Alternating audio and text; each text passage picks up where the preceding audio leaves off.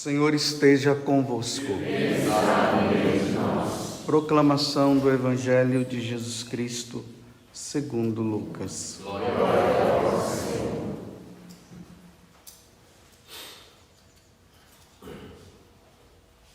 Naquele tempo, Jesus disse aos discípulos: um homem rico tinha um administrador que foi acusado de esbanjar os seus bens. Ele o chamou e lhe disse: que é isto que eu ouço a teu respeito? Presta contas da tua administração, pois já não podes mais administrar meus bens. O administrador então começou a refletir: o Senhor vai me tirar a administração. O que vou fazer? Para cavar, não tenho forças. De mendigar, tenho vergonha. Já sei o que fazer. Para que alguém me receba em sua casa, quando eu for afastado da administração. Então ele chamou cada um dos que estavam devendo ao seu patrão e perguntou ao primeiro: quanto deves ao meu patrão? Ele respondeu: 100 barris de óleo. O administrador disse: pega a tua conta, senta-te depressa e escreve 50. Depois ele perguntou ao outro: e tu, quanto deves? Ele respondeu: 100 medidas de trigo. O administrador disse: pega a tua conta e escreve 80. E o Senhor elogiou o administrador desonesto, porque ele agiu com esperteza. Com efeito, os filhos deste mundo são mais espertos em seus negócios do que os filhos da luz. Palavra da salvação. Glória a vós, Senhor.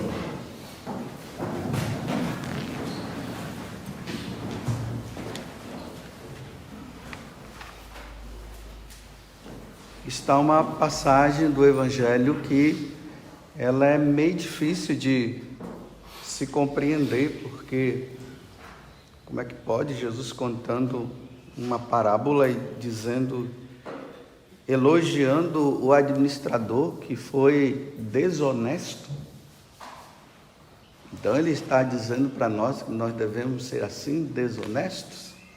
Não, claro que não, não é isso que Jesus está dizendo. Para o bom entendimento dessa passagem do Evangelho, são as últimas palavras que Jesus fala. Ele está dizendo que os filhos da luz, nós que fomos batizados, nós que somos católicos, nós deveríamos ser espertos e nós não somos. E ele está dizendo que os das trevas, os não batizados, os que não conheceram a Deus, os que não querem saber de Deus, os que não pertencem à igreja, eles são mais espertos para resolver os seus problemas aqui no mundo. Então ele está dizendo, nós precisamos ser espertos em quê? Em negociar a nossa salvação. Nós estamos nesse mundo de passagem. Estamos aqui de passagem. A qualquer momento o Senhor poderá nos chamar, como nós temos visto essas últimas passagens do Evangelho nessa semana, onde Jesus tem falado justamente a respeito disso.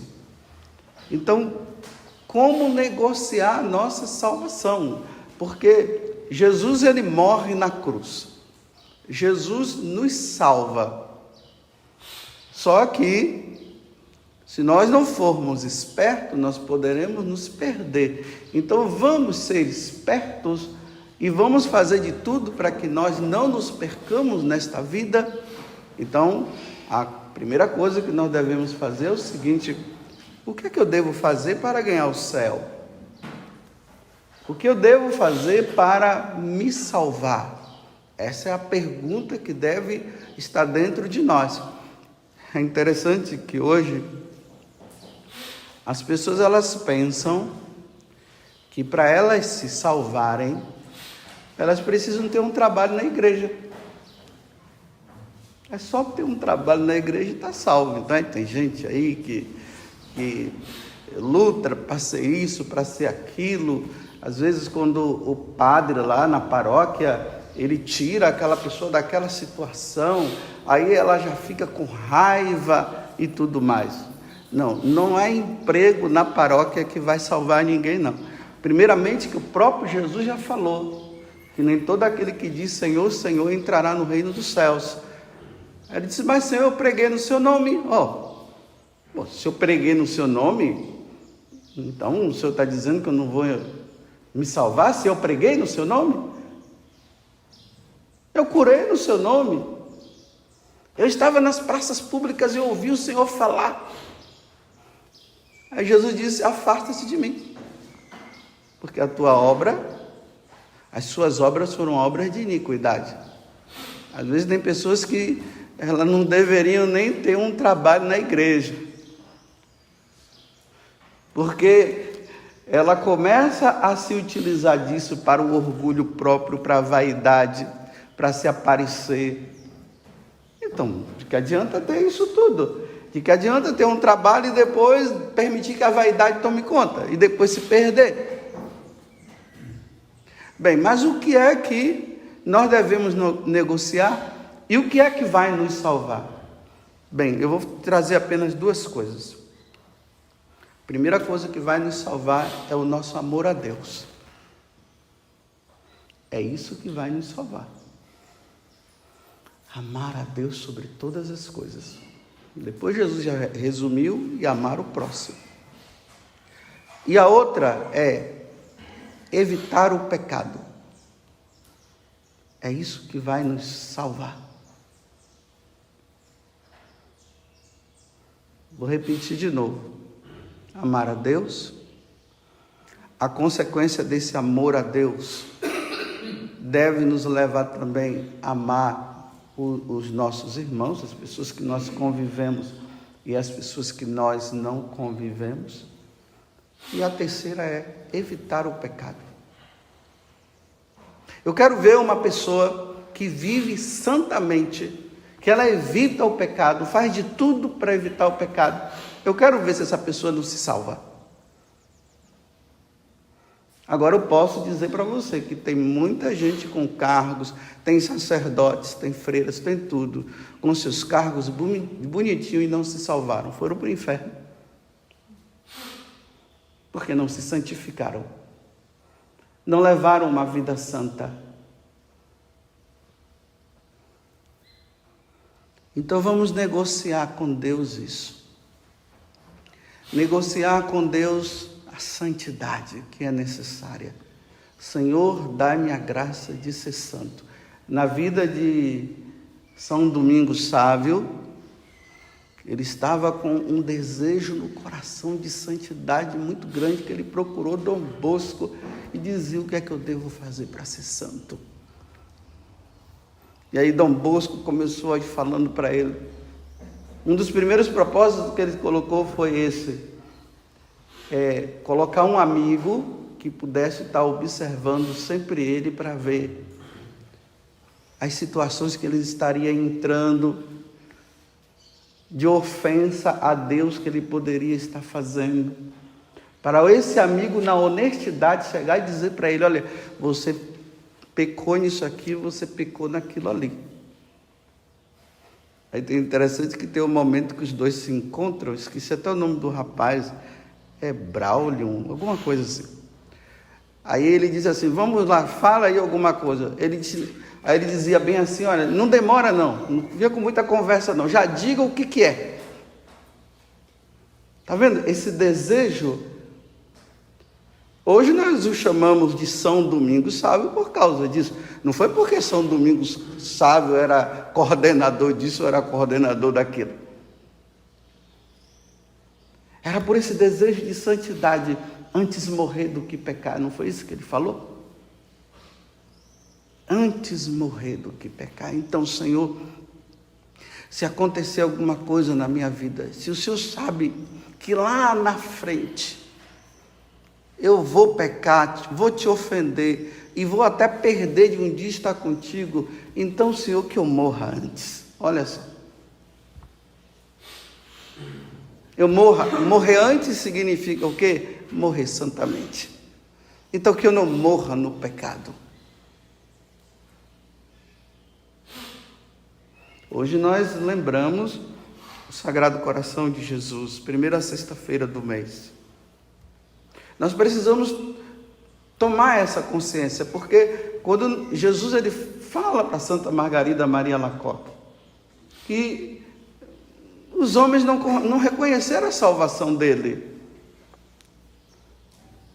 E quem mais o ofende são os consagrados, ele falou. Então façam penitência, ele disse. Desagrava o meu coração que tanto amou. Se confessem. Então, por exemplo, um bom propósito, uma boa forma de negociar. E já que os filhos das trevas são espertos, então que os filhos da luz agora sejam espertos. Que tal, todo mês, você fazer esse propósito? Na primeira sexta-feira do mês, eu irei procurar um sacerdote e me confessarei. Isso é negociar a salvação. E fazer confissões sinceras. Todo mês eu vou estar lá. Por exemplo, os namorados, né? Olha que bom propósito, porque tem uns namoros aí que estão levando o pessoal para o inferno, viu? Tem uns namoros aí que não são santos, não. Então, que tal os namorados dizerem assim: nós vamos sempre namorar em lugares onde tem pessoas, em lugares públicos. Vamos evitar de estar em lugares solitários, porque eles sabem que se ficarem em lugares solitários, a coisa vai avançar. Eu quero ver, hoje já não dá nem muito para falar isso, né? Mas como é católico, é cristão, porque os pagãos não estão nem mais aí, né? Mas para nós, que temos aquela sensibilidade, aquela vergonha, aquela situação de saber que isso não é conveniente. Então, esse que não tem, que está desse jeito, então ele diz: vamos namorar em lugares públicos, não vamos ficar sozinhos dentro de carro, não vamos ficar sozinhos nesse, naquele lugar, porque você já sabe que nós já estamos numa situação que nós estamos pecando toda vez que a gente se encontra. Isso é negociar a salvação. Evitar as más companhias, porque tem companhias que não nos ajudam na santificação, não tem. E não adianta ficar ali dizendo: não, eu vou conseguir. Não, você já viu, esse amigo seu leva você a pecar. Você já fez de tudo e você já percebe que você não consegue. Então evita as más companhias. Não é que você vai ficar de mal com aquela pessoa, você não está de mal com ela, você só está evitando, porque ela tem mais força de te levar ao pecado do que você trazer ela para a graça. E você já percebeu isso, já constatou. Então evita. Por exemplo, você que pertence a esses grupos de WhatsApp. Aí lá no grupo de WhatsApp tem sempre aqueles que ficam mandando coisas, fotos indecentes, vídeos indecentes, piadas indecentes, que não convém a um cristão. Você já falou até em particular para aquela pessoa: olha, não manda isso para mim não manda para o grupo, isso faz mal para nós. E o cara continua mandando. Então o que é que você faz? Saia do grupo. É só sair. E aquelas pessoas do grupo que quiserem conversar com você, que conversem em particular. Porque você sabe que esse grupo ao qual você pertence não está levando você à santificação, ele está levando você a pecar, a ofender a Deus. A santificação que consiste nisso que eu acabei de dizer, amar a Deus e evitar o pecado. O que é evitar o pecado? Evitar de ficar ofendendo a Deus.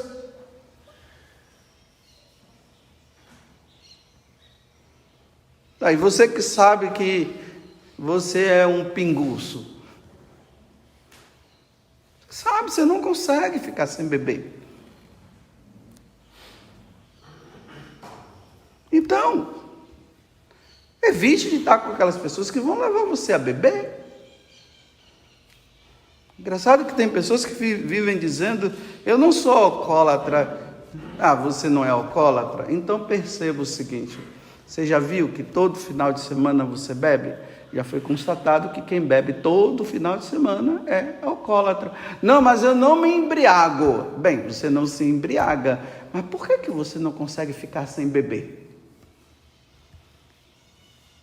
Bem, como eu não tenho o vício da bebida, eu fico sem beber tranquilamente.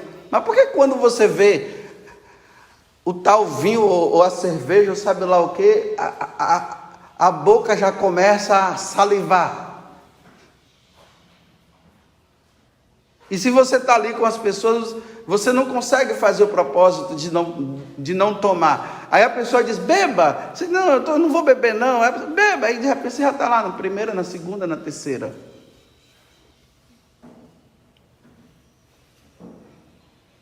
Porque o que pode ser mal para uma pessoa, pode ser que não seja mal para o outro. Eu tive um colega de seminário, que ele começou lá tomando vinho escondido, tomando escondido. Ainda mais quando se tem tendência, né? O pai era alcoólatra, a mãe era alcoólatra. Então, já foi constatado cientificamente que os filhos que foram gerados no alcoolismo dos pais, eles vão ter tendência a beber. E esse colega meu foi assim. Imagine um rapaz que entra no seminário e ali não conseguiu mais.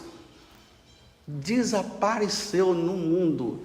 Ninguém sabe para onde ele foi. Porque começou a se embriagar. Tentaram ajudar, não conseguiram. Entrou no mundo, não sabe se está morto, se está vivo, não sabe mais. Sumiu, desapareceu. Porque não consegue. Eu repito, mas eu não fico embriagado. Mas por que quando você vê, você tem que beber? Por que saliva? Isso aqui já é um sinal, já é uma prévia. Então continue para você ver se você vai conseguir parar. Aí quando está na roda dos amigos, é uma alegria.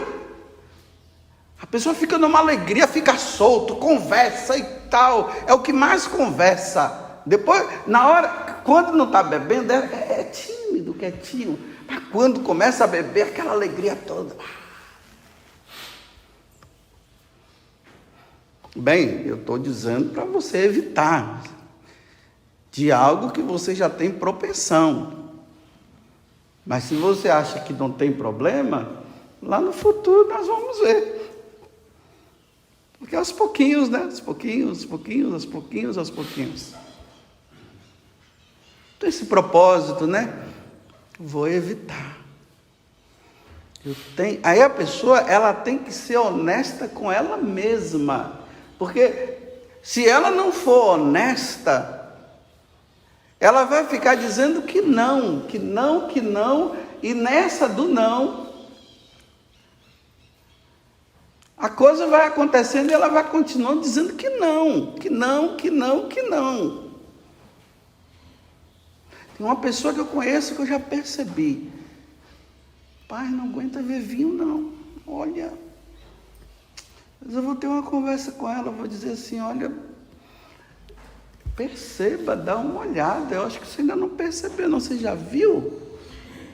Quando você toma o primeiro gole, não consegue, já vai o segundo, já vai o terceiro, já vai o quarto. Vou fazer a minha parte. É só uma recomendação. recomendação. Porque você percebe como a pessoa fica, aí de repente se transforma, fica numa alegria, e começa a rir, conta história. Meu Deus, há tanta história que vem. Quando não está naquela situação, é tímido, quieto. Não.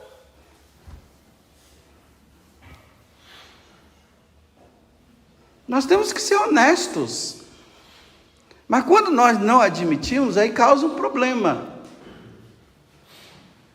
Bem, chega desse daí, né? Vamos lá. Fazer o propósito de falar somente o necessário. Não é ficar mudo. Falar o necessário. Isso aqui nós podemos fazer em qualquer lugar. Não precisa ser monge para silenciar. Porque às vezes quando abre a boca... Já viu aquela história que começa no espírito e termina na carne? Começa falando das coisas assim de Deus, nossa, vai lá em cima.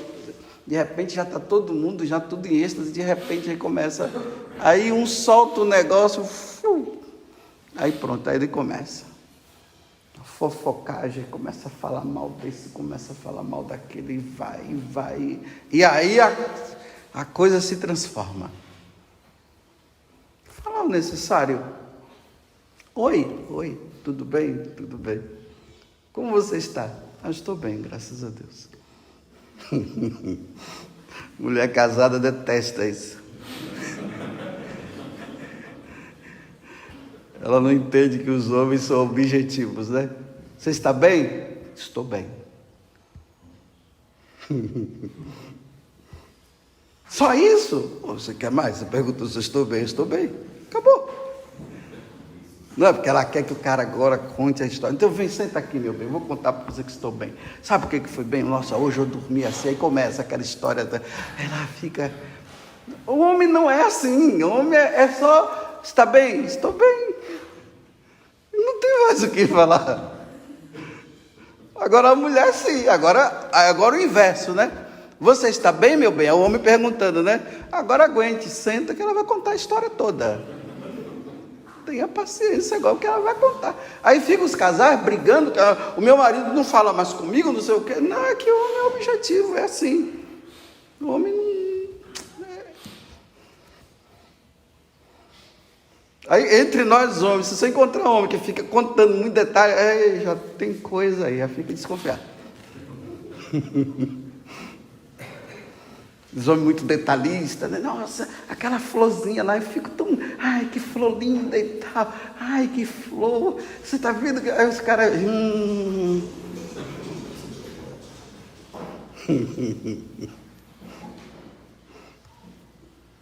Mas tá bom, foi só um pouquinho para brincar, para vocês entenderem. Falar o necessário é importante. É bom para a saúde mental. É bom para se aproximar mais de Deus.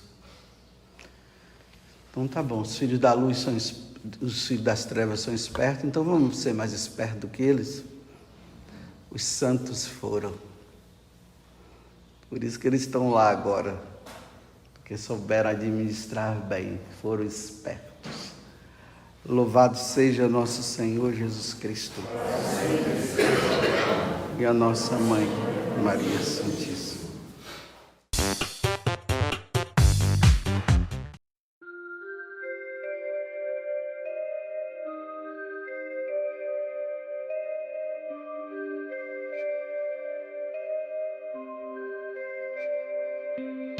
Moonlight on the rooftop, whispers soft and low.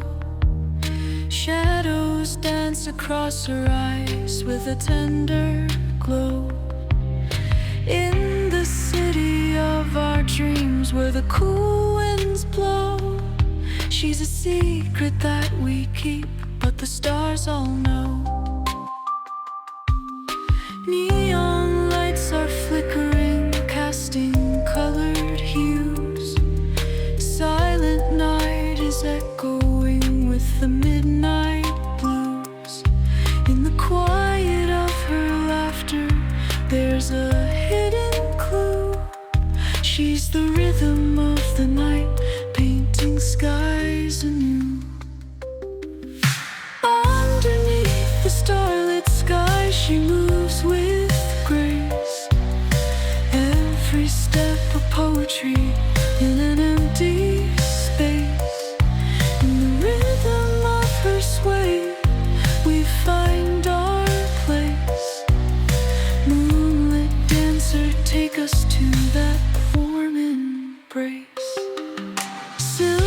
beams are guiding her through the night so still.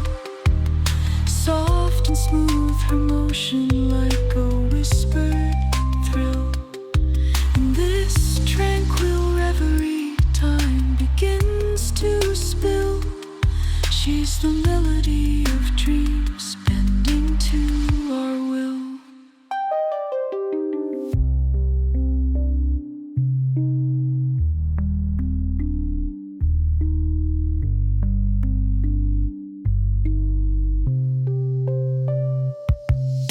Whispers in the darkness, secrets left untold. In the silence of her touch, stories unfold.